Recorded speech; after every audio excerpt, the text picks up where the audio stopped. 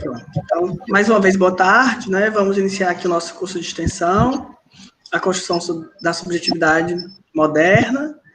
E a nossa aula de hoje, ela vai tratar sobre um pouco de uma introdução, realmente, porque quando eu falo um pouco, é porque quando a gente vai tratar de epistemologia é um mundo, é uma área da filosofia que trata de uma série de questões e, tendo em vista que estamos num curso, né, introdutório em especial, que reúne diversas pessoas de diversas áreas, desde estudantes a profissionais, a gente vai hoje tratar de pensar uma introdução à epistemologia e à teoria do conhecimento.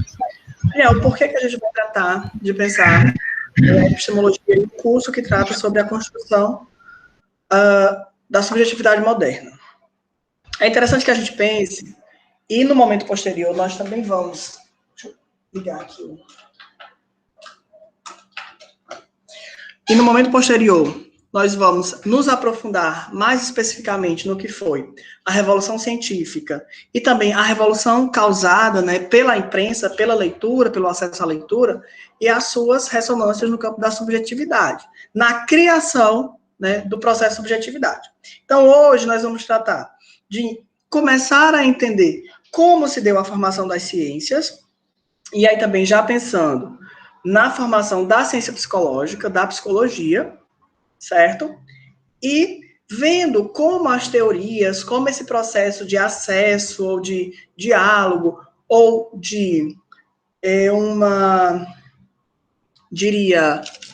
uma relação dialógica, né, entre sujeito e objeto, né, que vai construindo o conhecimento, em especial aqui já pensando no conhecimento mais de ordem, no campo da ciência, uma vez que nós sabemos que a classificação dentro da própria epistemologia, né, nós temos aí, no mínimo, 5 tipos de conhecimento, que é o senso comum, né, o conhecimento comum, o religioso, o filosófico, o científico e também o conhecimento artístico.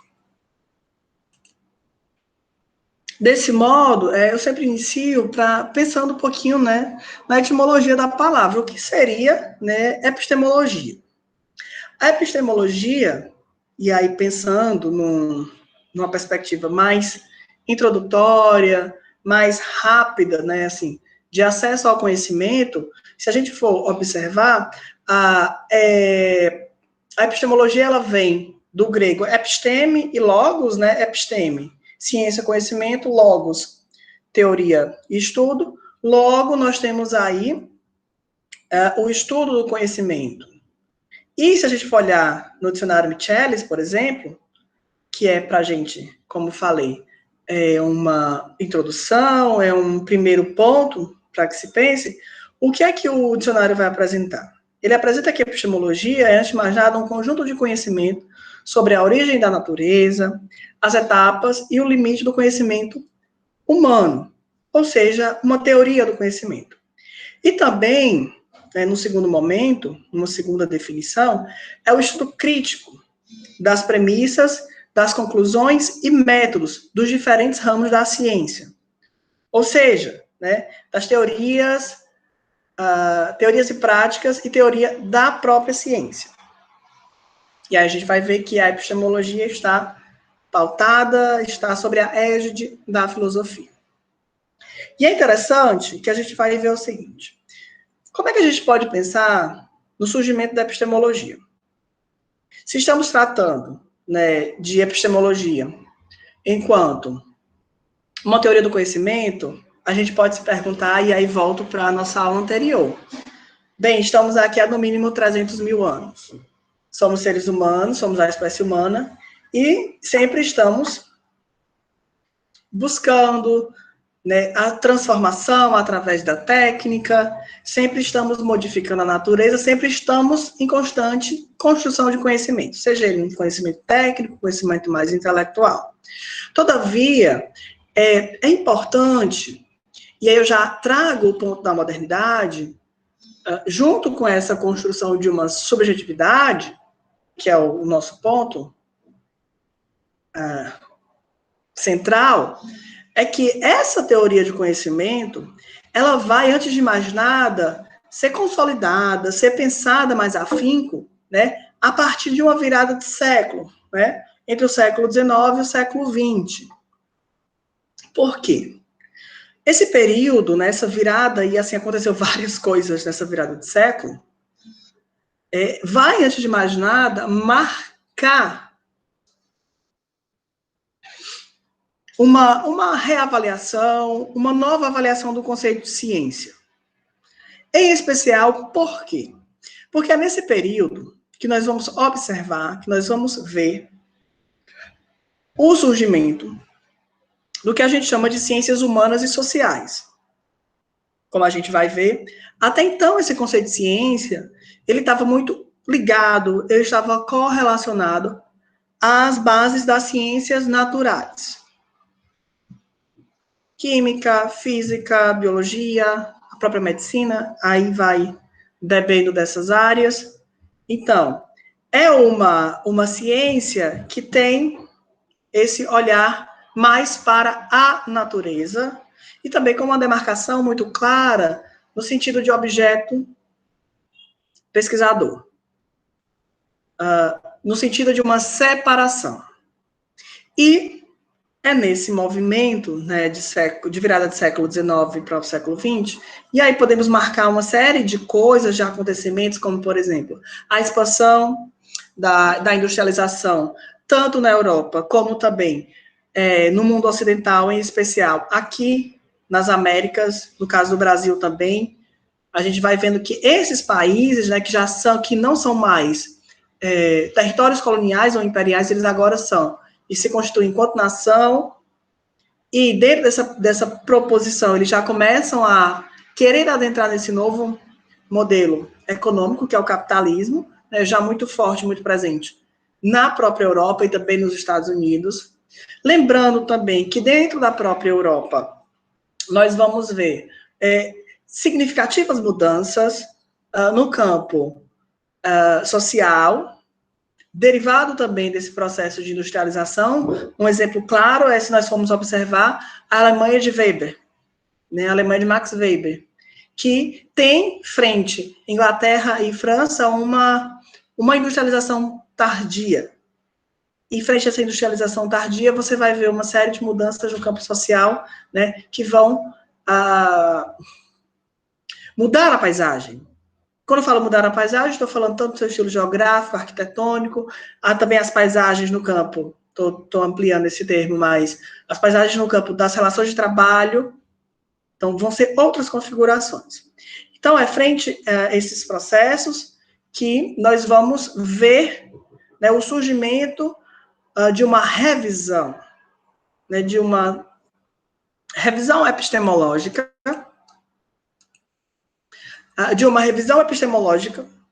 sobre, voltar aqui, sobre o que é a ciência. Gente, até aqui tudo tranquilo? Alguma pergunta? Sempre vão, caso tenha alguma pergunta, algo a acrescentar, certo? Eu acho que é uma exposição, mas uma exposição que a gente vai dialogando, certo? Sejam bem-vindos, quem está entrando. Então, como eu estava falando, a teoria do conhecimento, né, essa epistemologia, antes de mais nada, uma reflexão filosófica, por isso que ela está, né, dentro da filosofia, que vai buscar, antes de mais nada, averiguar as origens, as possibilidades, os fundamentos, a extensão e o valor do conhecimento. Como falei, por essas razões, ela é estudada como uma disciplina central na filosofia. Até aqui tranquilo, essa primeira parte de introdução. Vou tratar de pensar agora, junto com vocês, um pouco de modernidade e revolução científica. Haverá na próxima aula uma ampliação, uma maior atividade de pensamento em relação a esse tema. Mas, para que a gente pense a epistemologia, né, na contemporaneidade, é preciso que a gente faça rapidamente esse processo de chegada, de entendimento sobre como a modernidade, ela vai, antes de mais nada, possibilitar, vai dar bases para que ocorra, literalmente, né, o que a gente chama de uma revolução científica, no campo das mudanças, no campo das ideias, no campo das práticas, e tudo isso, né, que nós estamos aqui a tratar, vai também desaguar e vai também corroborar para a criação do que hoje nós chamamos de subjetividade. Porque, como falei na aula passada, não existe um evento, não existe um fato histórico, não existe algo que se possa observar e dizer, a partir desse momento, a ideia de subjetividade, enquanto algo individual que permeia o sujeito, o seu eu, os seus valores, surgiu. A gente vai vendo que essa ideia ela é formada a partir de um conjunto de fatos históricos, de situações, de revoluções, de olhares políticos, econômicos, sociais. E aí, juntando tudo isso, como a gente está pretendendo a cada dia, né, a cada aula, que a gente vai dizer aí ou falar sobre uma criação, sobre uma formação, sobre uma construção dessa subjetividade. Então, enquanto construção, né, com vários elementos. Então, a modernidade, gente, antes de mais nada, é interessante que a gente pense.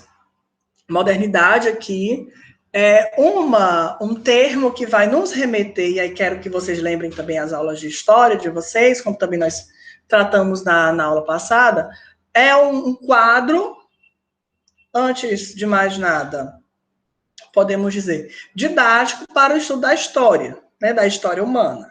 Então, a modernidade, ela vai ser um quadro de transição entre a Idade Média, né, para esse novo quadro, né, temporal que se chama modernidade. É interessante também que a gente pense o seguinte, quando a gente diz que esse quadro ele é didático, é porque em história, nós sempre pensamos nos processos de continuidade e ruptura. Ou seja, nada acontece, como falei há pouco, de forma drástica. E no final do século XV, você vai vendo que há a criação e reformulação em diversos campos, né, do mundo social. E essas transformações que nós trataremos, né, estamos aqui tratando, Revolução Científica, a revolução da imprensa com Gutenberg, os movimentos românticos, os movimentos pós-românticos, que mais? A Revolução Industrial e as suas fases. Então, tudo isso vai sendo gerado, vai sendo desenrolado, vamos dizer assim, a partir da modernidade. É interessante que a gente pense que esse quadro, ele é contínuo, né? Por isso que a gente fala das continuidades e rupturas. Uma coisa que marcou bastante a Idade Média, por exemplo, se nós formos olhar o medievo europeu, foi, podemos colocar e pontuar duas coisas. A primeira, a organização econômica, e uma organização econômica que desemboca também em formas de organização social no campo arquitetônico, que vai de encontro aos feudos, né, a proposta do feudalismo, da organização feudal, e, em segundo lugar, também o poderio da igreja, né, frente às questões das relações sociais, da forma como o sujeito, né, o indivíduo, e aí pensando também, é muito interessante quando a gente está falando assim, o sujeito, o indivíduo, isso é bem anacrônico, ao meu ver, por quê? Essa ideia de sujeito e de indivíduo, ou seja, eu, Antoniel, você, Tadeu, você, Luzia, e assim cada um de nós, é uma ideia que ela surge a partir da modernidade. Ou seja, até então, no período do medievo, qual era a ideia? Era a ideia de comunidade no sentido de, por exemplo, eu preciso ter uma família grande, porque a gente trabalha na agricultura. A gente trabalha na terra, então a gente precisa, quanto mais gente, melhor. Por exemplo, essa é uma questão. Então você vai ver o alargamento das famílias. Tem um texto que eu escrevi que fala justamente isso. Depois eu vou mandar para vocês o link, né, que é um capítulo de um livro que eu falo justamente isso. Você vai vendo como a família, ela vai, pensando aqui nesse ponto, assim, a família, essa ideia de família, de constituição familiar, ela vai se modificando, ao ponto que, quando você tem as revoluções, em especial a Revolução Industrial, você vai vendo que essa família, ela se torna menor. Se antes eu precisava de muita gente para trabalhar na Terra, agora eu preciso de pouca gente. Por quê? Porque eu sou um indivíduo, eu sou só, agora eu vendo a minha força de trabalho. Isso é um tema mais para frente. Mas, voltando a essa questão dessa continuidade de ruptura no campo da história, é importante que a gente entenda que as coisas elas vão acontecendo, né? Então, e tem horas que elas têm uma ruptura, sim. É o caso da modernidade no final do século XV, quando a gente vai ver, em especial, os movimentos humanistas e, primeiramente, antes do humanismo, a gente vai ver o Renascimento. O que é esse Renascimento? É o Renascimento italiano, que vai dar impulso para essa modernidade. O Renascimento, né, como o próprio nome já diz, é algo que renasce. E renasce de algum lugar.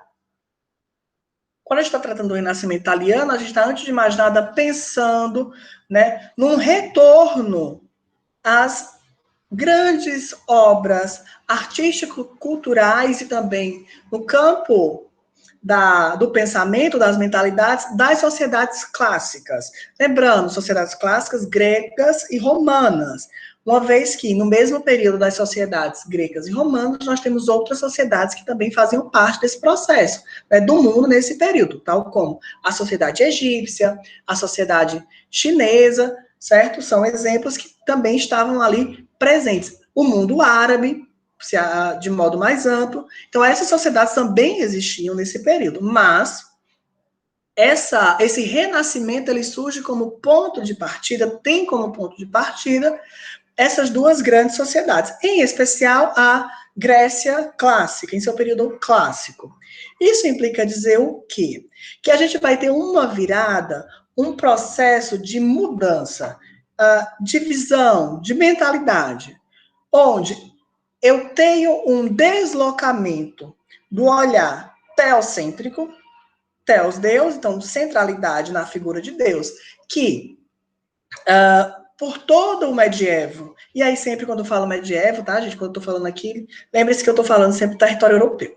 Então, durante todo esse medievo, a figura de Deus ela vai ser central. Central como? Central em todos os lugares. Desde, por exemplo, pensar a política, pensar a organização do povo, ou de como a sociedade deveria se organizar. Por exemplo, as ideias de monarquia, que ainda continuam. Então, vejam como há processos de continuidade e ruptura, mas antes mais fortes. Né? A ideia da igreja, as ideias de salvação. Né? Então, as ideias de chegar a um lugar, chegar a Deus. Então, a ideia, né, desse do homem quanto imagem e semelhança, né, como a gente vê aí na criação de Adão por Michelangelo. Então, você vai vendo que Deus, não, e essa figura de Deus, antes de mais nada, o Deus de base católica apostólica romana, uma vez que outras religiões também já existiam nesse período, mas na Europa medieval, né, então estamos pensando nessa condição, né, de uma figura, né, de Deus que advém do catolicismo, né, do catolicismo católico apostólico romano, e nós temos aí uma virada para o antropocentrismo, ou seja, é a saída, não seria a saída, uma vez que estamos a pensar nesse processo de centralidade na figura de Deus e, posteriormente, na figura do humano. Mas também é esse retorno, por isso esse renascimento, uma vez que nas sociedades greco-romanas clássicas, né, você vai ver que essa figura de Deus, ela de um Deus monogâmico, adoro, Desculpa, monogâmico não. De um Deus.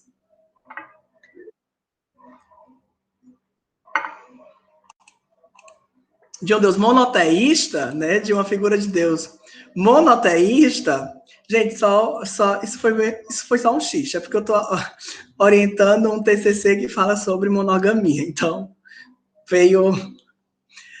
então, essa figura de um Deus monoteísta, ela não existia, uma vez que, se a gente for observar os textos clássicos, né, da Grécia Antiga, você vai ver que existiam os deuses, lembrando que esses deuses, eles tinham aí na sua divindade uma relação muito próxima com os seres humanos e também uma relação entre eles, né, ou seja, não eram deuses, né, incorporados nessa figura do monoteísmo judaico, que vem de Abraão, Moisés e assim sucessivamente, né? Abraão, Moisés, Isaac, Jacó, né? do Antigo Testamento, que ele é onipresente, onipotente, onisciente. Então, ele é por si só. Lá na cultura greco da Grécia Antiga, e também que isso foi incorporado pelos romanos, até, aí vocês conhecem a história, até o cristianismo, a introdução do cristianismo enquanto religião oficial de Roma, mas você vai vendo que essa ideia de um Deus, né, ela é totalmente diferente. Então, nesse fim de século XV, você vai ver essa virada, né, que começa com o Renascimento e depois você vai ver, né, o humanismo. Isso vai se espalhando por todo o território europeu. Gente, até aqui tá tranquilo? Alguma questão, alguma pergunta? Tudo bem. E aí, só deixando mais um ponto aqui, é importante que agora, como eu falei, é a partir desse momento, nesse lugar antropocêntrico, que nós vamos ver a figura do homem. E também, lógico, aqui mais na frente, em especial com os ideais românticos. Mas você já vai vendo um lugar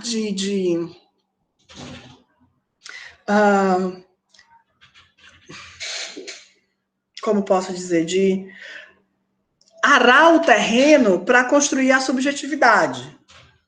Ou seja, eu já tenho aqui a figura do ser humano no centro, então, quem é esse humano?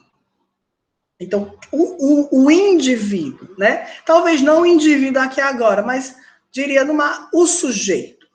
Então, você já tem aí o ser humano enquanto sujeito, né? Para depois, no momento posterior, você individualizar.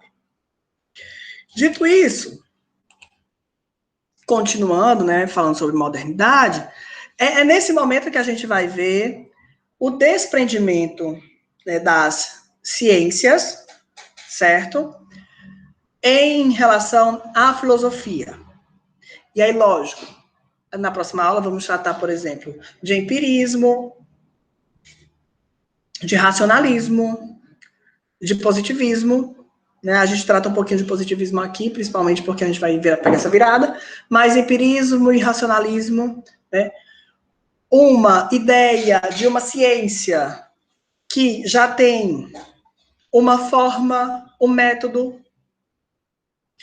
um corpo, por exemplo. E aí é muito interessante quando a gente pega a lição de anatomia do Tupi, do Rembrandt, porque assim, essa imagem ela é muito significativa no sentido de é a partir da modernidade, por exemplo, que pode se abrir um corpo. Que esse corpo, que é humano, ele deixa de ser sacralizado. E aí você vai vendo como isso vai dando espaço e abertura para a formação das ciências. Nesse primeiro momento, aqui estamos a tratar das ciências, né, que vão se consolidar mais no âmbito das ciências naturais, como a física, como a química, como a biologia, que vão aí buscar, antes de mais nada, compreender a realidade externa ao ser humano. Por isso que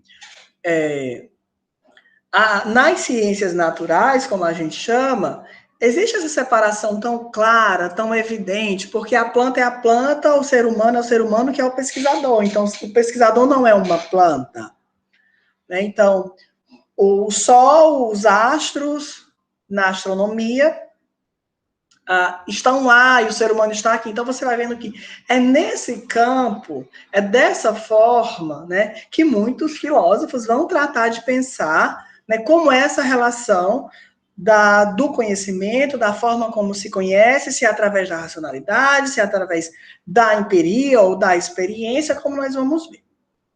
Certo? Então, dito isso, nós vamos pensar, antes de mais nada, num processo de revolução científica.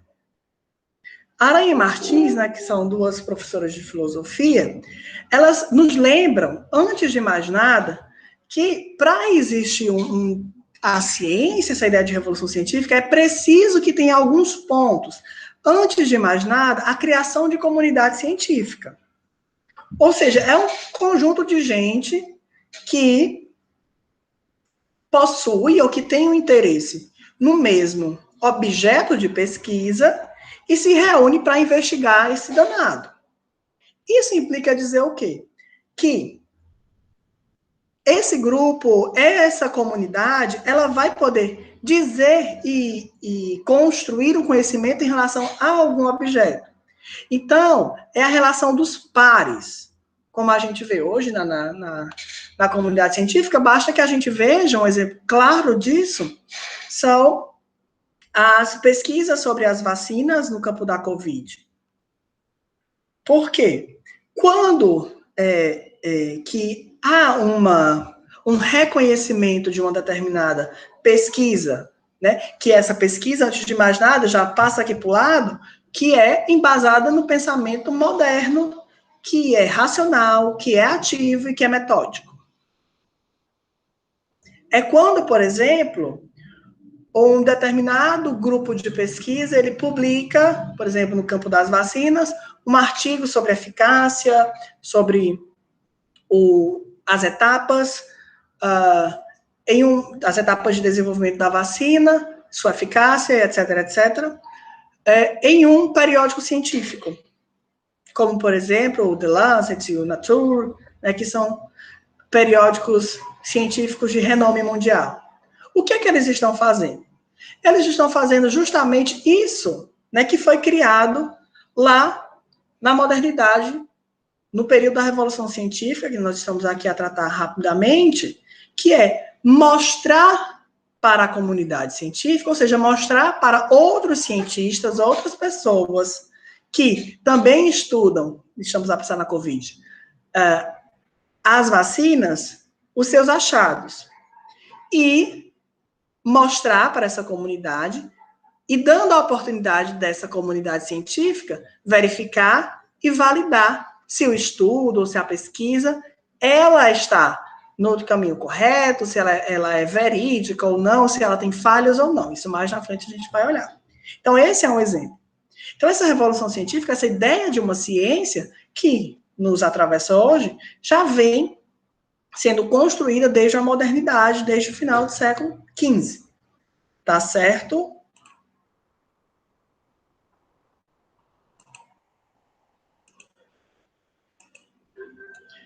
Ainda sobre revolução científica, é importante que a gente diga o seguinte, né? Que, com base no empirismo, o empirismo, né, é a tese que vai sustentar, é a tese que sustenta que as nossas ideias, elas são provenientes da experiência, das nossas experiências sensoriais, seja visão, audição, tato, paladar. É a partir dessa experiência, que é externa, que a gente pode fazer um estudo de alguma coisa, ou seja, de algo que é externo ao ser humano. Com base nessa perspectiva empírica, o que acontece? O que é que nós vamos perceber ao longo, né, dos séculos, partindo aí desse marco temporal, que é o final do século XV, início do século XVI, de 1500 para cá, que é o marco cronológico que a gente está aqui a pensar, é que as ciências naturais, elas lograram êxito, né, no desenvolvimento de métodos científicos. Por quê? Por conta justamente, primeiro, dessa base empírica, onde eu, pesquisador, me afasto, eu não sou o objeto, então o objeto é externo, certo? A mim. E, antes de mais nada, em especial por conta dos processos do método científico. E aí a gente já pode nos remeter, por exemplo, a René Descartes, que é muito importante dentro desse processo. Sendo ele um racionalista, mas ele vai dar essa contribuição para a metodologia, o método científico. Isso implica dizer o seguinte, que no campo das ciências naturais nós temos leis gerais. E essas leis gerais, elas podem ser verificadas. Exemplo, a lei da gravidade. Não me perguntem, não faça pergunta assim não, como é que eu também não sei não, mas, por exemplo, lei da gravidade, as leis da física, as leis da química, né, que foram sendo descobertas ao longo dos estudos, né, na área. Então, o que é que isso significa, essa verificação que é importantíssima, que nós vamos já ver? É que se eu fizer um experimento aqui em Fortaleza, e a Crateus, não está aparecendo teu nome. Está desligado o microfone. É porque eu estou em outra conta, na conta do meu amigo. Tereza Célia, meu nome. Tá, Tereza, pronto. Vou tomar a Tereza como exemplo. Então, se eu fizer um experimento aqui em Fortaleza, estou imaginando aqui, na área da química, e a Tereza fizer esse mesmo experimento lá em Crateús, os resultados são passíveis de verificação. E muito provavelmente os resultados serão os mesmos. Por quê? Porque essa lei natural, ela é regida por um princípio geral. E aí você vai vendo que essa mesma ideia, ela vai se tornando, ela vai se ampliando para outras áreas. E aí a gente já começa a ver uma primeira questão mais para frente, para a gente pensar o seguinte: e quando a gente está trabalhando com gente?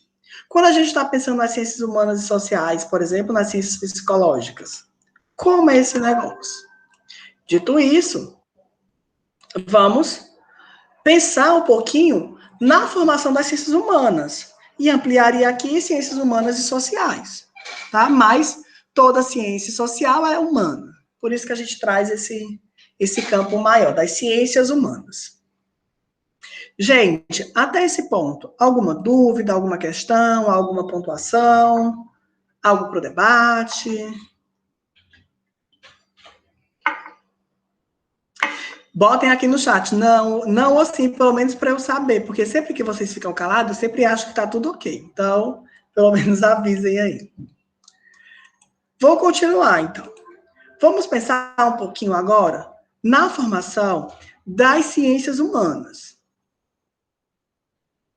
E o grande barato, o grande cerne desse negócio é justamente essa pontuação que nós estávamos a pensar há pouco tempo. Se, de um lado, nas ciências naturais, eu tenho essa externalidade, essa separação, nas ciências humanas, o negócio complica, né? Ou o negócio vai ter que ser melhor pensado. Vamos ver. Também é interessante que a gente faça uma marcação temporal, porque essa formação das ciências humanas, ela vai ser desenvolvida, ser pensada de modo mais metódico a partir do século XIX. E aí pontuaria mais ainda, a partir da segunda metade do século XIX, a partir mais ou menos de 1850 para frente, certo? Teóricos do século XIX que já vão nos dar base para a gente pensar as ciências humanas. O Auguste Comte, básico, né? Pensando no positivismo, vamos já ver ele. Mas também o Mallet Tocqueville é outro teórico que vai pensar já o campo da democracia, o campo da política, e está inserido dentro desse processo. Os teóricos, né, da psicologia tal como William Wundt, o menino fugiu, o Fechner, a escola da Gestalt, né, essa primeira escola da Gestalt, toda essa turma já vai estar aí pensando, né, nas ciências humanas e como tomar o ser humano, né, o homem aqui eu estou falando homem/ser humano, como um objeto, né, de estudo. Então, voltando aqui um pouquinho para o slide, mais diretivamente, a partir do século XIX, o conhecimento científico, né, ele tem se consolidado e contribuiu para a caminhada da humanidade. As possibilidades que a ciência oferece para a explicação dos fenômenos da natureza, de inferência na ordem dos acontecimentos naturais e de modificação das maneiras de viver não tem precedentes. Então, você vai ver que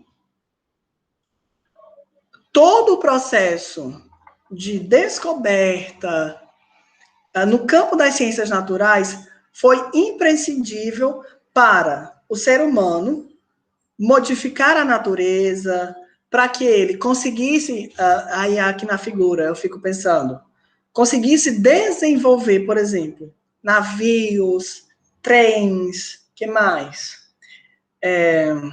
As máquinas. Um exemplo básico, por exemplo, a gente pode pensar na máquina a vapor, que foi a base para a Revolução Industrial. E naquela máquina a vapor tem uma série, né, de leis físicas, de termodinâmica, de aquecer, de esfriar, que vocês me perguntaram, eu não sei, mas que só foi possível graças a esse desenvolvimento, né, no campo das ciências naturais. E também a gente vai vendo que esses processos, né, foram salutares para esse movimento, só que, por outro lado, todo esse processo fez com que os próprios seres humanos que vivem em sociedade, e as sociedades, as cidades, né, o campo, ele se modificasse. E aí essa modificação, esse processo que a gente costuma chamar, né, no campo da sociologia, das crises, eles foram responsáveis, né, por agora também fazer essa virada de olhar, que é a formação das ciências humanas, ou seja, como é que a gente vai estudar o ser humano. Desse modo, a gente poderia pensar, a partir do século XIX, justamente, né, de uma separação do que seria as ciências naturais e do que seriam as ciências humanas. As ciências naturais, como eu já falei, física, química, biologia, geologia, geografia física, etc. No campo das ciências humanas, e é interessante pontuar, estamos tratando do século XIX justamente do momento da formação, do momento onde a gente está vendo todos esses processos e também um descolamento da filosofia. O que acontece? É como se a gente sabe, né, que dentro desse processo de construção do conhecimento, a gente tinha a filosofia enquanto uma disciplina mor, uma disciplina ampla, que poderíamos dizer, como estamos vendo aqui na nossa aula, no primeiro momento, quem se descolou primeiro dela foi a física, a química, ou seja, as ciências naturais, e apenas no século XIX, você vai ver esse descolamento das ciências humanas, como a psicologia, a sociologia, a antropologia, a economia, a história, da filosofia. Sempre buscando pensar qual é o seu objeto de estudo, qual é o seu método de pesquisa.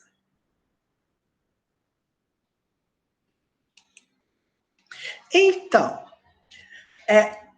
a ideia das ciências humanas é muito interessante porque, ponto 1, lá nas ciências naturais, a ideia de método e objeto fica muito claro. Quando a gente vai ver aqui nas ciências humanas, ao decorrer do século XIX, você vai vendo muitos esforços de muitas pessoas, e aí, lógico, pensando isso de cada área vai ter as pessoas que vão aí estar buscando organizar tanto o objeto como o método. Por exemplo, vou tratar de sociologia, nós vamos ter, num primeiro momento, no positivismo kantiano, Mas no segundo momento de virada de século, século XIX, século XX, nós vamos ter figuras como o Emile Durkheim e o próprio Emile Durkheim na França e o Max Weber na Alemanha, que vão justamente buscar organizar e consolidar a sociologia enquanto qual é o objeto de pesquisa. Tudo bem. Como é o método que se pesquisa esse objeto, mesmo sendo, né, o ser humano. Então, nós vamos ver esforços que vão estar, neste primeiro momento, correlacionados a uma ligação, a uma, diria, herdeiros desse processo das ciências naturais. Então, se hoje nós, por exemplo, na psicologia, se hoje nós vemos uma amplitude de métodos que se afastam do positivismo, kantiano, e também das ideias de ciências naturais, em algumas áreas, neste primeiro momento, esse grupo de ciências, tá? E aí eu vou destacar, por exemplo, sociologia e psicologia, eles vão estar ainda, como a gente pode dizer, eu diria, num flerte para a consolidação. É como se, o que é que eu estou querendo dizer com isso? Estou querendo dizer assim, que a ideia, os Einstein, né, que é um termo alemão, que é para a gente pensar o espírito da época, e vamos nos remeter, fazer quase que uma... Imaginemos que estamos aqui a pensar no século XIX, estamos vivendo no século XIX. Então, a comunidade científica que nós falamos há pouco diz o seguinte, olha, para que uma disciplina, para que surja uma nova ciência, é preciso que ela tenha essas características, racionalidade, sistematicidade, um objeto e um método. Sendo que, nos Einstein, ou nessa ideia do período, o que era que estava em voga? Eram essas bases das ciências naturais. Ou seja, de uma forma ou de outra, esses primeiros organizadores das disciplinas em ciências humanas, e aí como eu falo, eles flertaram, né? Ou seja, como é que a gente vai transpor, vai flertar, trazer o que é das ciências naturais para a gente organizar as nossas ciências, são ciências humanas, que têm como objeto de estudo o ser humano. Exemplo, vamos pensar aqui na organização que o Emile Durkheim faz para a sociologia. O que é que o Emile Durkheim diz? Ele diz, olha, a sociologia é a ciência que vai estudar a sociedade, mas o objeto da sociologia é, antes de mais nada, os fatos sociais. E os fatos sociais, eles têm características. Quais são essas características? Exterioridade, generalidade e coercitividade. Então, se eu pegar um determinado acontecimento social, se eu observo que essas três características, elas se alinham a esse acontecimento, eu tenho um fato social. Logo, eu, pesquisador, mesmo sendo um ser humano, mesmo estando em sociedade, eu consigo me afastar. Vejam como esse afastamento, nesse primeiro momento, ele é necessário, no sentido de necessário enquanto mentalidade, enquanto forma de consolidação da disciplina, para o momento. Então, há uma diferença. Então, objeto, fatos sociais. Qual é o método? O método comparativo. Eu vou começar, uma vez que eu tenho esses fatos sociais, eu consigo comparar, a partir dessa comparação, eu, enquanto cientista, no caso, um cientista social ou um sociólogo, eu consigo apresentar um resultado que diríamos que dentro dessa perspectiva, né, alinhada às ciências naturais, é imparcial, ou é o mais imparcial possível. Certo? Tranquilo até aqui? E aí você vai vendo. Lógico, nós vamos ver, também é importante que se diga, que ao longo do século XX nós vamos ter aí uma série de outras formulações teórico-metodológicas e também filósofos que vão tratar de pensar como se dá o processo de construção da ciência do conhecimento, tá bom?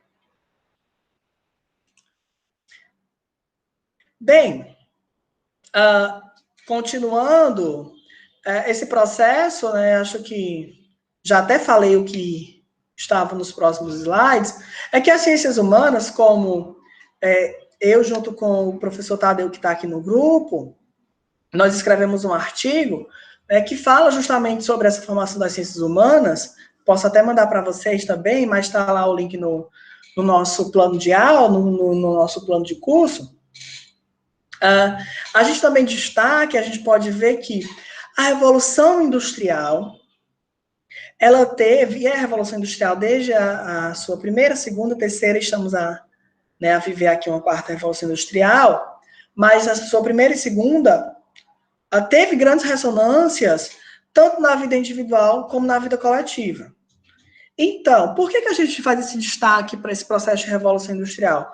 Uma vez que foi a partir da Revolução Industrial que uma série de problemas e questões sociais, elas emergiram, que antes não existiam. Elas realmente começaram a existir a partir da Revolução Industrial. Então, essa Revolução Industrial, ela é, por um lado, como posso dizer, ela traz de diversas mudanças, e de mudanças, diríamos, como a gente pode até pensar e ver a partir da obra da análise sociológica do próprio Marx, de mudanças sociais que vão alocar pessoas, que vão fazer modificações no campo do trabalho, na experiência de vida, e, lógico, isso vai desembocar numa experiência individual e subjetiva, que antes não acontecia, e, no segundo lugar, diríamos assim, potente para a formação das ciências humanas, certo?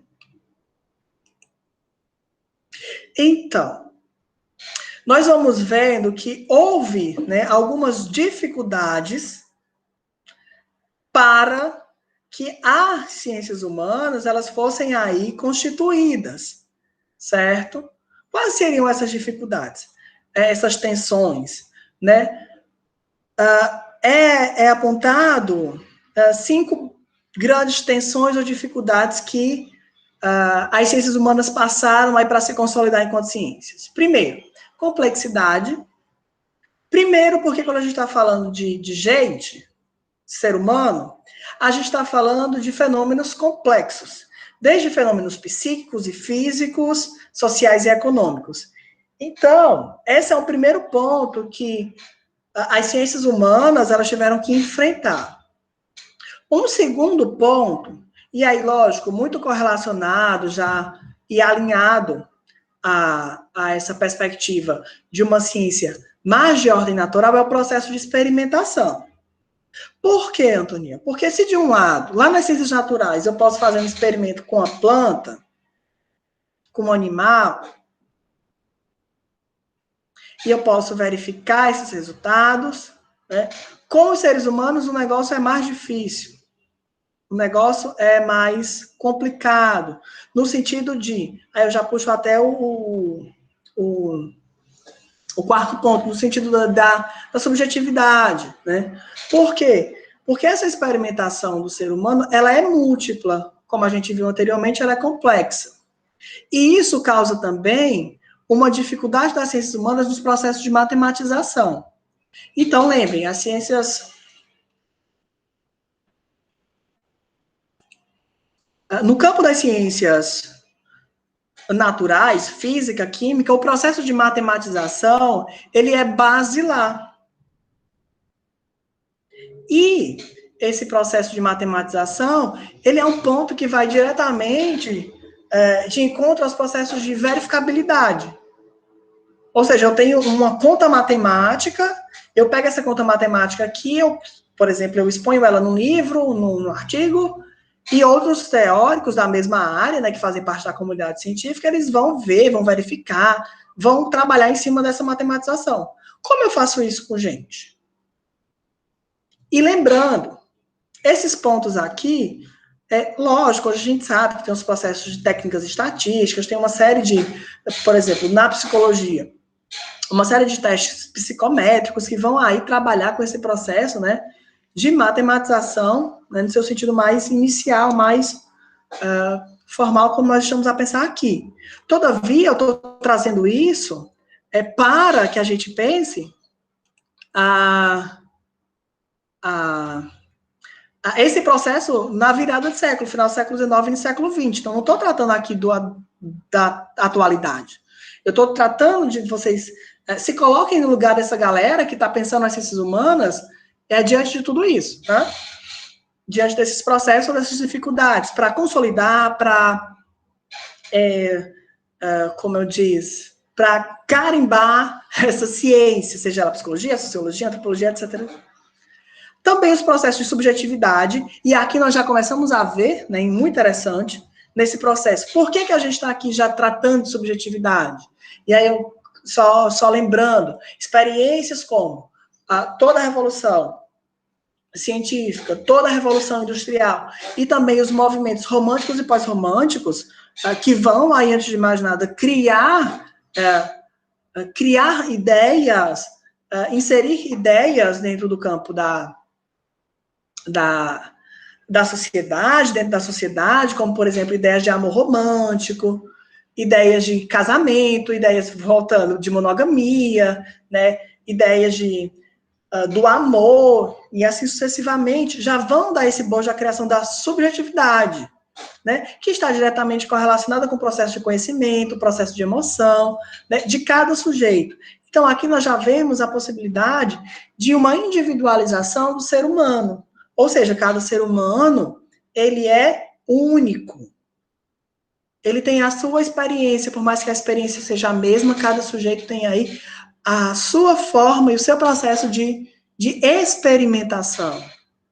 Então, esse também já é uma dificuldade, uma tensão em relação a essa formação das ciências humanas. E, por fim, a liberdade, né? Uma vez que, lá nas ciências da natureza, o cálculo da física é o cálculo da física. Eu estou imaginando aqui, sei lá, tem um cálculo de termodinâmica, pronto. Aquela é uma lei. E a lei, para que ela seja mudada, tem que ser, assim, demora muito, dentro da perspectiva das ciências, por exemplo, físicas e da química. Aqui não, quando a gente está pensando nas ciências humanas, né, essa liberdade, ela produz um efeito, e a liberdade do ser humano, né, e aí eu estou pensando aqui liberdade independente das formas de governo, independente de como, né, esse sujeito se relaciona com o Estado, etc. e tal, mas a liberdade no seu sentido mais individual. Então, isso também é uma dificuldade para se pensar nessa construção das ciências humanas. Lógico, no período de virada do século XIX, século XX, não esqueça. Então, todas essas tensões metodológicas, né, mostram que as diversas ciências humanas, em sua constituição, tiveram, como eu falei, eles tiveram que se aproximar, né, dos métodos clássicos, das ciências naturais. E depois de consolidados, uma série de outros teóricos, uma série de novos pensamentos, eles foram aí criando e consolidando seus próprios métodos, né, que é o que que é a nossa herança de hoje, né, que é o que a gente está aqui a tratar. Então, com base nos escritos de William Dear, né, as ciências humanas destacam duas grandes tendências. Uma positivista, que é mais ligada a esse processo, né, da organização, sistematização, mais próxima das ciências naturais, e outras mais hermenêuticas, que estão mais correlacionadas a outros vieses de pesquisa que não vão estar correlacionados diretamente a esses métodos mais clássicos. Vamos já ver isso mais na frente. Então, tal compreensão dá-se, antes de mais nada, como falamos, no momento de crise no final do século XIX. E aí é onde a gente vai ver emergir um debate sobre epistemologia, né, e uma epistemologia no campo da contemporaneidade. Então, a epistemologia contemporânea. Chegamos na metade da nossa aula. E são 15 horas. Eu vou parar aqui. E sim, Tadeu, como você colocou, Não é à toa que muitos filósofos também eram mais... Sim, sim. Gente, segura aí, vou só pegar um negócio aqui.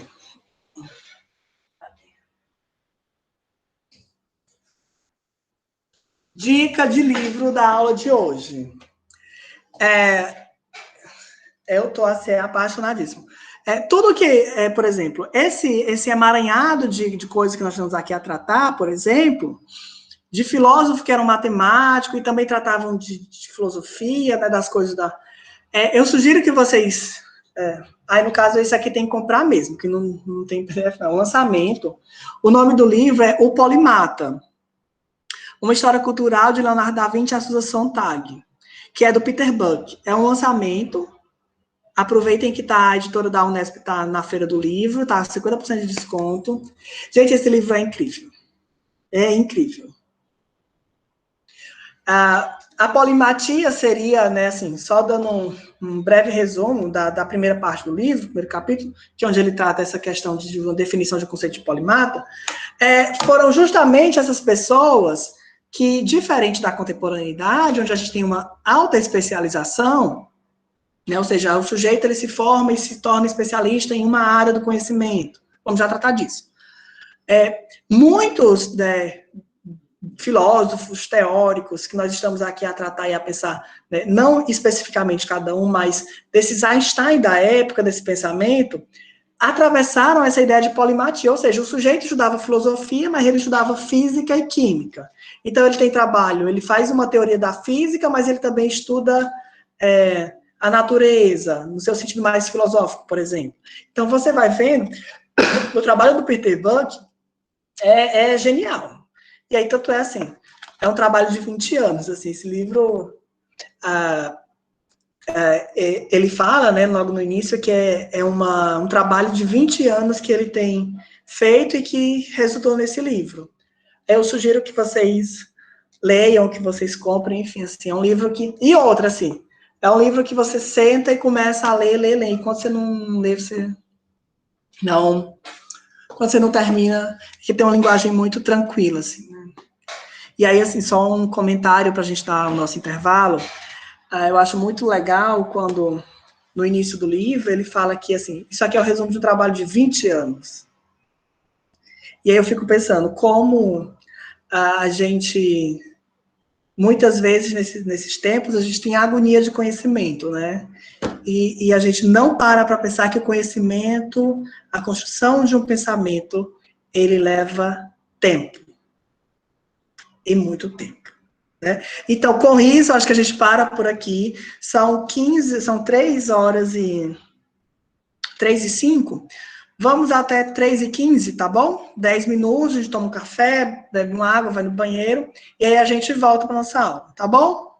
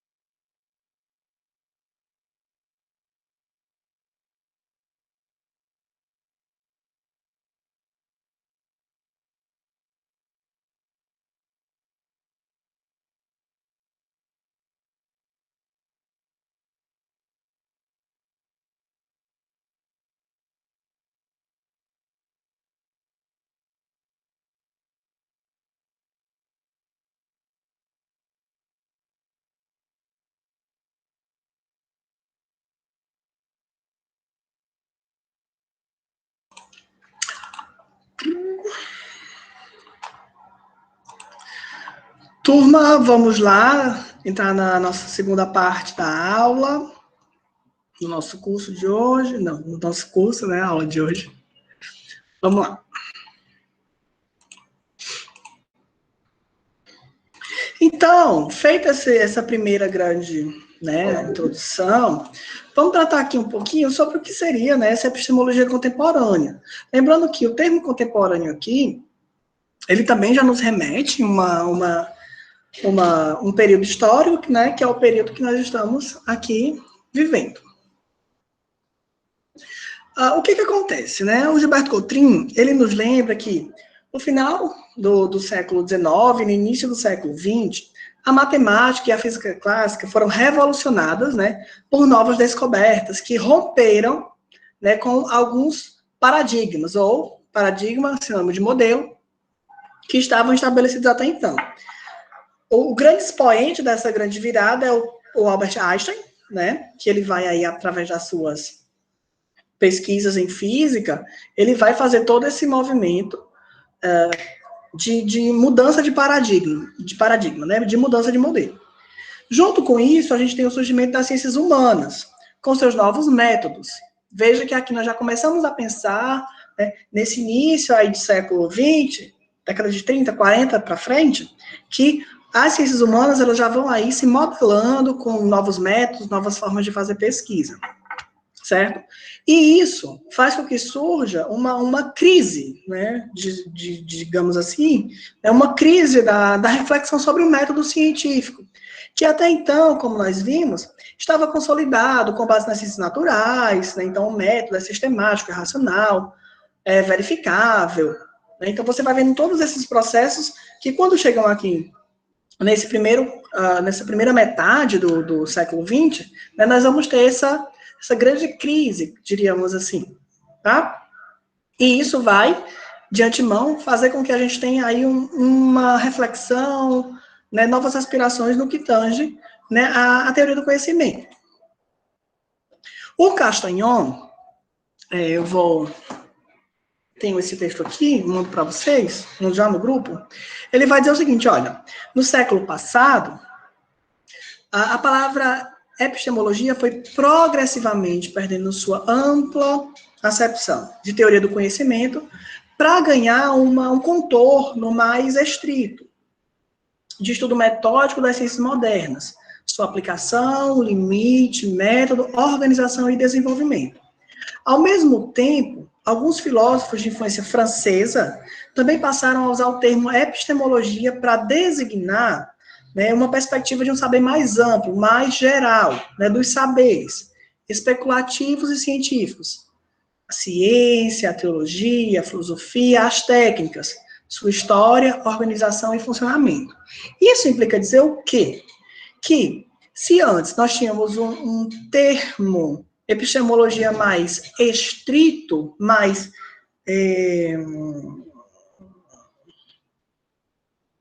como diz um círculo, assim, vou fazer essa ideia de uma circunferência clara do que é essa epistemologia, agora nós temos uma ampliação. Ou seja, a epistemologia ela trata agora de todos os tipos de saberes, desde o da teologia, o da filosofia, o da ciência, das técnicas. Também vai incorporar, antes de mais nada, a história. Então, por exemplo, nós vamos ver ao longo do século XX a consolidação da disciplina História das Ciências. Ou seja, como é que as ciências elas se formaram, por exemplo. Então, isso é um ponto para ser pensado. Como é que uma ciência se organiza? Como é que ela funciona? Até onde vai? Qual é o seu limite? Como ela conversa com outras ciências? E como é que nessa conversa eu tenho uma inter-relação, mas eu também tenho uma separação? Então, são coisas que foram começando a ser pensadas, refletidas. Um grande ponto para essa nova percepção é o Círculo de Viena, né, que vai desenvolver um neopositivismo, que vai começar a abarcar nessa reflexão que a gente viu, nesse momento, que eu acabei de falar no slide anterior, que vai ser importante para o desenvolvimento da epistemologia contemporânea, em especial no século XX. Deixa eu fechar aqui. Pronto. Em especial no século XX. Então, nomes como Otto Neurath, Hans Hahn, o Rudolf Carnap são importantíssimos. Tem um texto, eu tenho esse texto aqui também, vou já jogar esse texto no grupo, né, que é um texto onde esses 3 autores, eles fazem, né, justamente esse novo processo de começar a repensar a epistemologia. Né, isso vai ser dado o nome de neopositivismo. E aí nós começamos aqui a adentrar, e aí 4 grandes nomes, 4 grandes epistemólogos do século XX, que vão pensar justamente o método científico. Quem são esses caboclos? Né? O Karl Popper, o Gaston Bachelard, o Thomas Kuhn e o Paul Feyerabend. Então, a síntese do pensamento reflexivo sobre o método científico contemporâneo desses teóricos mencionados estão nessa tabela que a gente desenvolveu. Essa tabela também está dentro do artigo que a gente publicou, e eu vou também disponibilizar para vocês. Então, de um lado, nós temos o epistemólogo, como a gente vai ver, né? E do outro, nós temos uma reflexão sobre o que é que cada um desses epistemólogos propôs. Então, o Karl Popper, ele vai trazer o critério da refutabilidade. Isso implica dizer o quê? Como é que, antes de mais nada, a questão de fundo que se instaura é a seguinte: como a ciência se desenvolve? Como a ciência ela evolui? Como é que a ciência ela vai se desenvolver? E aí, quando ele está falando, a gente está tratando de ciência aqui, a gente está tratando de ciência de modo mais amplo, tá bom? Então, para o Karl Popper, ele vai trabalhar o critério de refutabilidade. Isso implica dizer o quê? Que uma teoria, ela só se mantém enquanto teoria e como verdadeira até que ela seja refutada. Então, o foco aqui é você pegar a teoria, né, e falsear, ver as brechas, ver quais são os limites. E aí, por exemplo, a gente já tem a ideia muito forte aqui da hipótese. Então, essa hipótese ela vai começar a ser refutada através da experiência. Assim, como a gente pode ver aqui no quadro, não podemos provar que uma teoria universal é verdadeira, mas a gente pode provar, antes de mais nada, que ela é falsa. Em Karl Popper, não há observação pura, pois todas as observações são sempre realizadas a partir de visões teóricas, delimitadas pelos cientistas, que se confirmam ou não a partir da sua observação. Então, eu tenho uma teoria e eu vou começar a trabalhar nos processos de refutabilidade. E essa teoria ela vai se mantendo, até que ela seja trocada, até que se refutar, retirar ela e eu coloco outra. E o que acontece? Se outra teoria foi posta, o que a comunidade científica vai fazer? Vamos pegar essa teoria e vamos ver até onde ela vai. Quais são os seus limites? Vamos fazer a experimentação da teoria. Até que alguém da comunidade científica diz o seguinte: olha, essa teoria ela vai ser refutada por conta disso, disso, disso. E a teoria, e aí, lógico, uma vez a teoria refutada, tem que ter outra no lugar. E aí se coloca outra. Então, é nesse processo, é nesse movimento que, para o Karl Popper, nós vamos vendo o avanço da ciência. Certo? Tranquilo?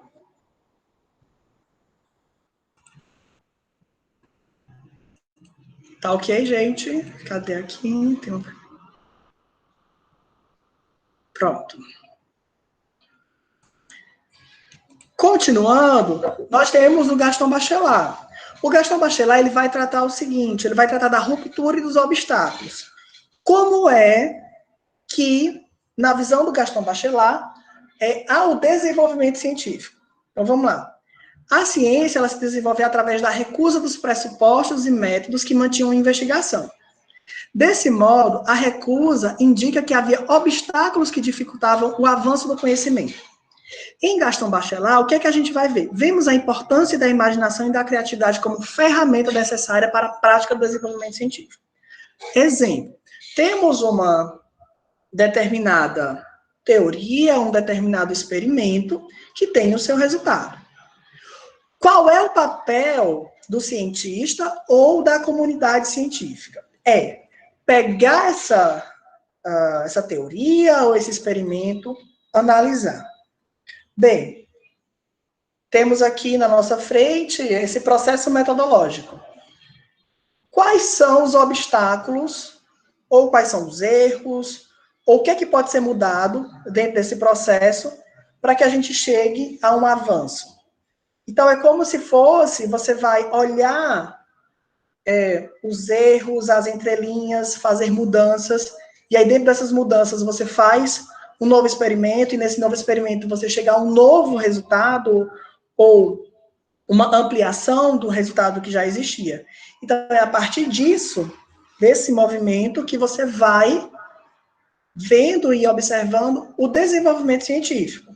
E aí, o Gaston Bachelard ele já vai trazer um critério, né, que é a imaginação e a criatividade do cientista. Quer dizer, olha, nós temos esse experimento que deu esse resultado.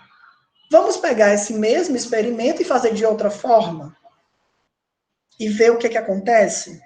E esse processo de fazer de outra forma implica, antes de mais nada, que esse sujeito, que é o cientista, ou as cientistas, enfim, se ele trabalha em só, em grupo, ele tem que usar da sua criatividade, da sua imaginação. E é dessa forma que nós vamos observando o avanço da ciência, lógico, na ótica do Gaston Bachelard. O Thomas Kuhn é outro grande epistemólogo importante, porque ele vai trazer a ideia do paradigma. Certo? O que acontece?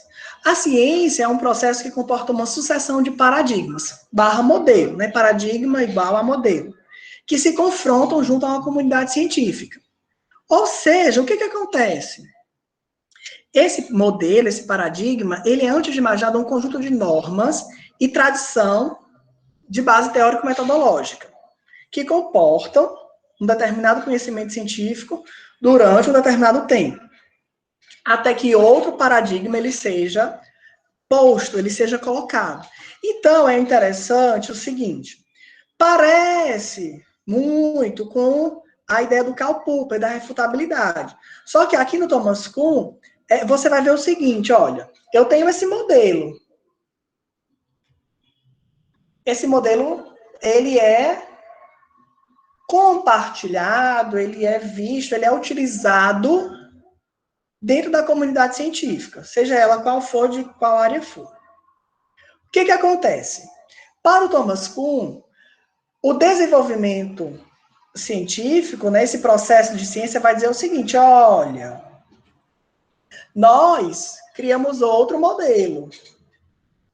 E aí nós vamos ter esse embate, esse processo. Ou seja, nós vamos ter aqui uma crise. E aí, é nesse momento que a imagem na frente está tratando, nós temos um primeiro momento que eu tenho um modelo posto, eu tenho uma proposição de um novo paradigma, e a comunidade científica ela vai dizer o seguinte, olha, desses dois, qual é o que está mais próximo? Qual é o que dá uma orientação teórico-metodológica para o objeto de estudo? É um ou dois? Se for esse um, ele continua. Não, olha, esse daqui já não dá mais certo, não é isso. Então, esse novo modelo que surgiu, né, dentro desse processo de pré-paradigma, ciência normal e o processo de crise, ele vai se consolidar. E é muito interessante quando a gente vai ver, isso é muito comum, se a gente for observar, nas ciências da física. Então, você vê que um determinado modelo físico, astrofísico, eu estou lembrando aqui, né? Ele tem aí, por exemplo, uma durabilidade, né? Então, ele é um modelo que é utilizado até que seja feita uma nova descoberta, né? E aí você vai vendo esse processo de esse pré-paradigmático, ou seja, primeiramente de confronto, ver como é essa ciência normal e depois fazer esse momento de crise, ou seja, de expor esse novo modelo, e aí a comunidade científica que retorna lá ao nosso início de aula, que remete, né, desde a Revolução Científica no século 1500, sempre esqueço, no século XVI, século XV, século XVI, final do século XV, início do século XVI, né, e você vai ver esse novo processo de uma reorientação científica. Tranquilo? E, por fim, o Paul Feyerabend. O Paul Feyerabend é eu diria, o mais loucão, no sentido de propor um pluralismo metodológico no século XX. Então, ele já vai dizendo o seguinte, olha, existem vários métodos e todos os métodos, eles são capazes de produzir ciência. Certo? Então, o pluralismo, o Paul Feyerabend, ele faz, diria, uma junção, uma análise tanto dos processos epistemológicos na sua, como posso dizer, na sua síntese mais teórico-metodológica, ou nesse cerne, mas também, por outro lado, ele faz o seguinte, ele faz uma análise sociológica das formas de vida que se desenvolveram no século XX. É isso que ele diz, olha, não dá para a gente pensar ou um único paradigma ou uma única forma de teoria, porque a vida social, né, principalmente pensando e arrastando isso já para as ciências humanas, ela é múltipla, em especial aqui no século XX, que é o século que, né, que ele estava vivendo. Então, não dá para a gente estar pensando na imposição de um método ou de outro. Certo? Então, é nesse sentido que o Paul Feyerabend vai trazer. E, por fim, ele vai trazer um processo, né, que já é no processo da linguagem, que é no processo da retórica, que é o seguinte, o que é que o cientista tem que fazer nesse movimento? Ele tem que convencer a comunidade científica. Certo? Então, é nesse processo de comunicação e de pluralismo que o Paul Feyerabend ele faz esse questionamento sobre uma racionalidade científica. E também lembra que, muitas vezes, esses métodos e essas técnicas, eles estão justamente, só reformulando aqui o pensamento, né? Eles estão realmente muito correlacionados a uma retórica de convencimento da comunidade científica. Tá? Até aqui tudo bem? Tudo tranquilo? E para a gente finalizar essa parte, a gente tem que só observar aqui. É a partir dessas diversas formulações que acontecem ao longo do século XX que a gente vai vendo uma ambiguidade, uma pluralidade, uma diferença, né, do progresso científico na contemporaneidade, que vai se deslocar, né, desse modelo científico embasado unicamente nas ciências naturais para comportar diversos métodos. Então, a epistemologia, né, se espraia, ela se espalha por todos os campos do conhecimento atual, tal como o Castanho falou, mais na frente a gente tratou dessa perspectiva de ampliação de um conceito de epistemologia, né, e faz esse movimento, desde o seu conceito mais amplo, de tratar e de abarcar todos esses processos, até o seu conceito mais específico, que é pensar uma teoria do conhecimento mais pura, mais aplicada. Por fim, né, tendo em vista que estamos a tratar e a pensar de um curso de extensão que atravessa, antes de mais nada, a psicologia, vamos só ver aqui como foi esse caminho epistemológico e tentar também fazer um pensamento mais metodológico, no campo mais sistemático, de entender esses caminhos da psicologia. Conforme Barreto, né, a psicologia, né, ela tem a sua formação epistemológica em diversos olhares, diversas formas sobre o ser humano.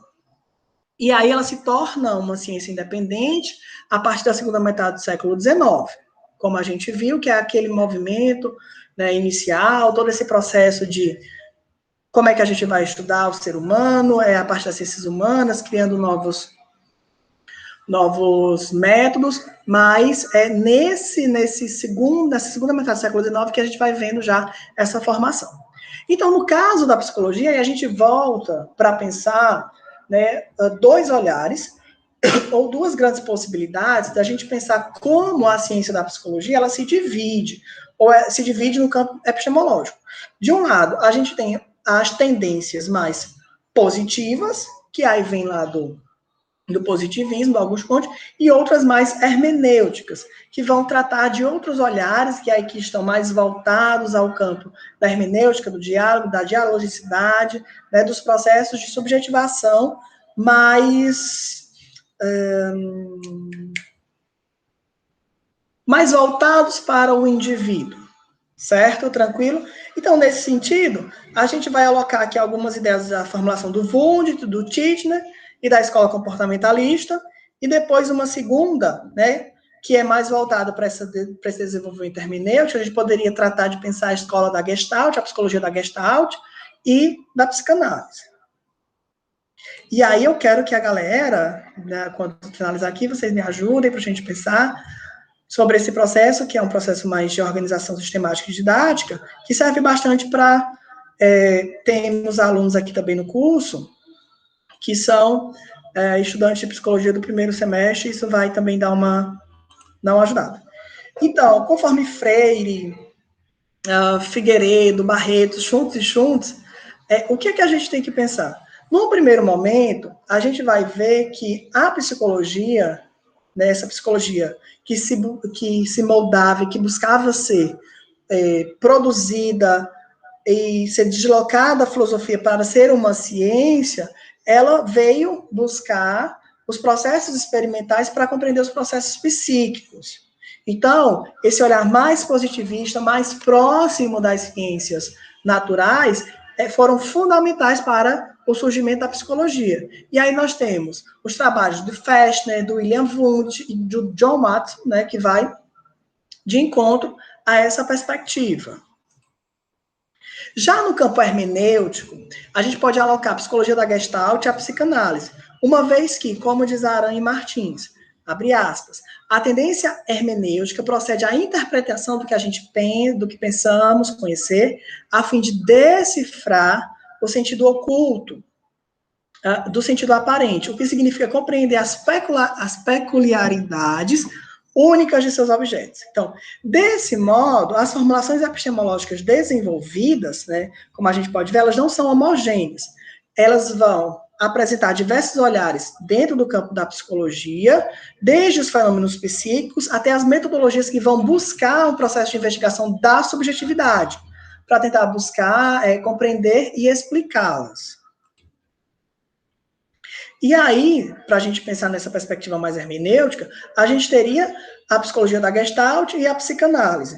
Nessa primeira abordagem, né, ou nessa primeira escola, enfim, como a gente queira chamar, nós temos aí a psicologia da forma. Lembrando, quando eu estou falando aqui de psicologia da Gestalt, eu não estou falando de Gestalt terapia, né, que a Gestalt terapia é um movimento posterior a essa primeira psicologia da Gestalt, ou seja, a psicologia da forma, que é fundada e pensada a partir dos estudos do Max Weitmann, do Kurt Kaufmann, do Wolfgang Kohler e do Friedrich Perls. Né? O Friedrich Perls já é mais nessa perspectiva de pensar a Gestalt terapia, a psicologia da Gestalt enquanto uma abordagem terapêutica.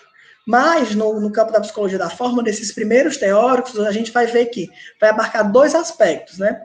O reconhecimento da experiência imediata e a preocupação de relacionar essa experiência com a natureza física e biológica, junto com os valores culturais.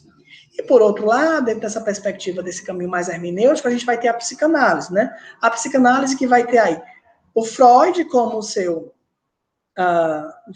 fundador, em especial, né? A tomada da ideia, o surgimento da ideia do inconsciente, né? Que vai trazer, antes de mais nada, a concepção de subjetividade humana, como sendo algo cindido e incompleto.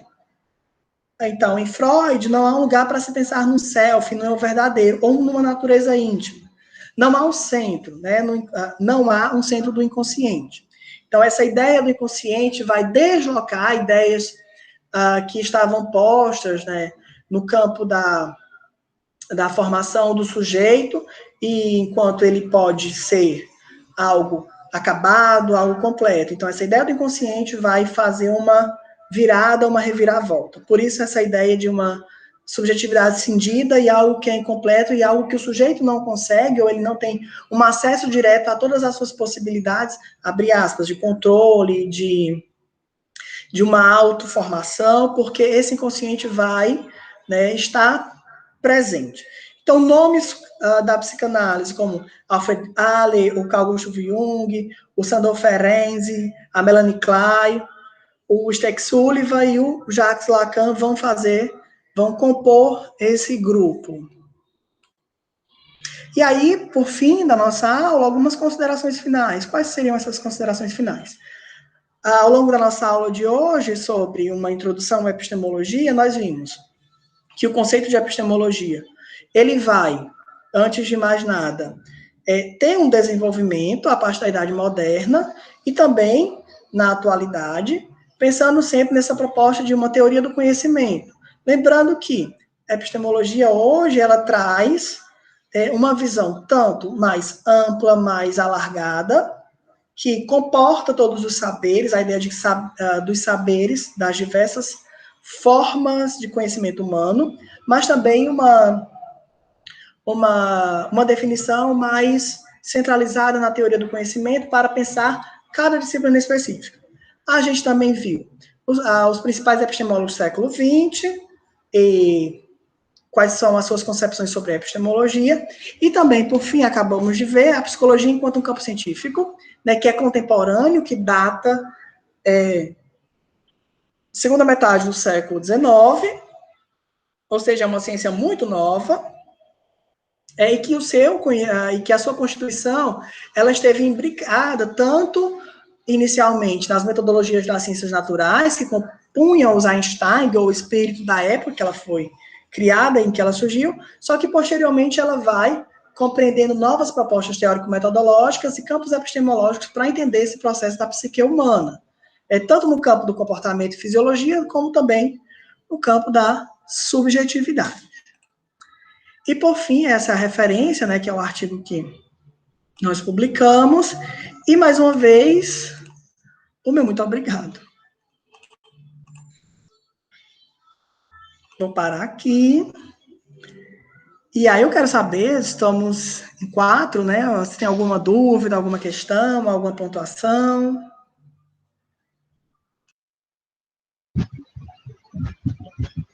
Bom, professor, foram muitos, né, os elementos trazidos para reflexão, para análise, realmente muito rico, enriquecedor.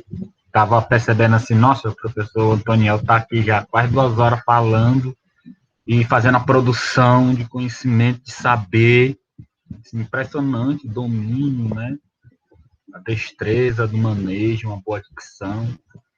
E eu acho que você plantou aí a semente. O que cabe agora aqui a nós, pelo menos a mim, não é botar uma questão, mas é refletir primeiramente aqui alguns pontos, para depois, no momento oportuno, exteriorizar isso aí. Né? Mas estou muito grato que realmente fazendo jus aí ao propósito, né, que é esses novos modelos de subjetivação do ser, né, para a contemporaneidade. Muito, muito grato, muito obrigado, professor.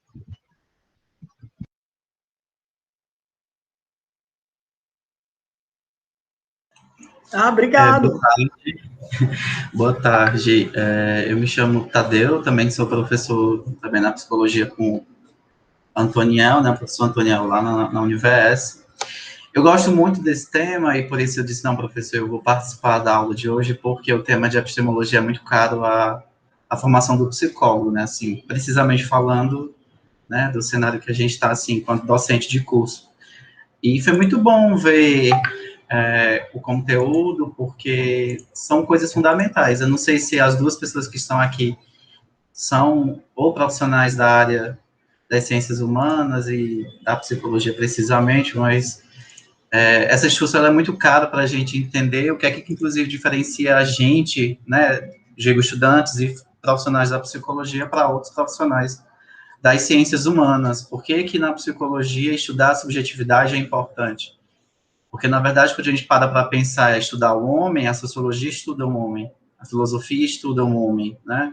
Enfim, a antropologia estuda o homem, e etc. Né? Assim, o que cabe, então, à psicologia entender esse processo de estudo do homem é justamente entender que a subjetividade ela é uma condição de formação do sujeito, que é, inclusive faz a gente pensar, por exemplo, por que uma filosofia não pode ser clínica?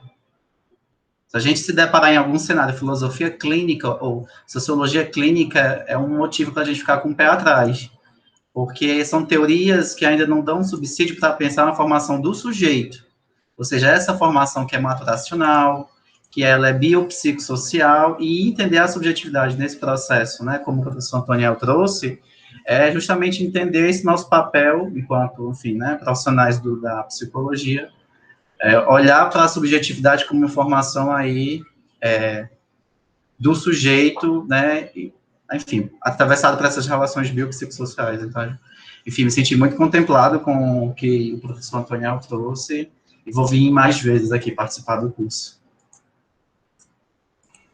Obrigado. Tereza, sua vez.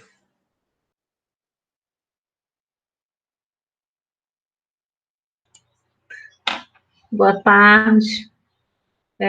Eu sou tímida, não sou muito de falar, né? Mas você está motivando. Na realidade, eu conseguiria ficar 10 horas, talvez, lhe ouvindo, né?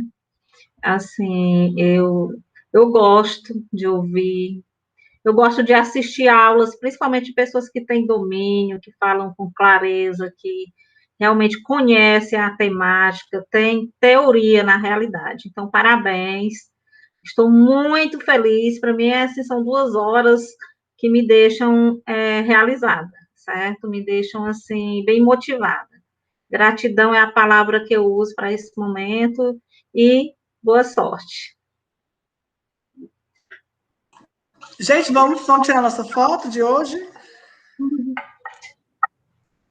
Eu vou parar aqui a gravação.